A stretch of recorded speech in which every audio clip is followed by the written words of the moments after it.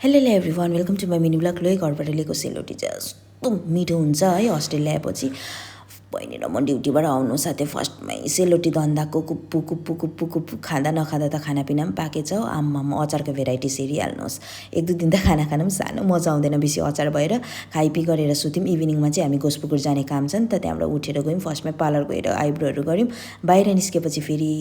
chowmein momo नखाइ त चित्तै बुझ्दैन फर्स्टमै चाउमिन अर्डर गरेँ आम्मामा मिठो रहेछ त्यहाँबाट मोमो पनि खान्छु ल के कस्तो रहेछ भनेर चाहिँ अचारमा ल्याप ल्याप ल्याप ल्याप दलेर चाहिँ गरेर खाएको त अम्मामामामामा ओके ओके रहेछ साह्रै हामी चाहिँ जुसी खान्छौँ नि त जुसी चाहिँ छैन रहेछ त्यहाँबाट चाहिँ मोमो डङ्का डङ खायौँ एक दुईवटा सब्जी फब्जी गर्नुपर्ने थियो त्यो गरेर चाहिँ यहाँ चाहिँ फेरि नयाँ दोकान खोलेको रहेछ भइहाल्यो हो आम्मामामामा ग्यासहरूको के बेच्दो रहेछ थालपेलाहरूको हामीले के किन्यौँ रुममा आएर देखाउँछु सुषमालाई फेरि चटपटी खानु मन परेको अरे हो त्यो चाहिँ सिधै चटपटी दोकानमा गयौँ बहिनी र म चाहिँ आइसक्रिम खाने दोकानमा गयौँ हो बहिनीले यो फ्लेभर दामी हुन्छ भनेर भित्रबाट कोट्याएर निकाल्दै थियो त्यहाँबाट चाहिँ आइसक्रिम खाँदै आयौँ हामीले चाहिँ यस्तो 3टा थाल किनेको छौँ स्टिलको हो अन्त यस्तो बोल किनेको छौँ हामीलाई चाहिँ कमेन्ट गरिरहन्छ नि त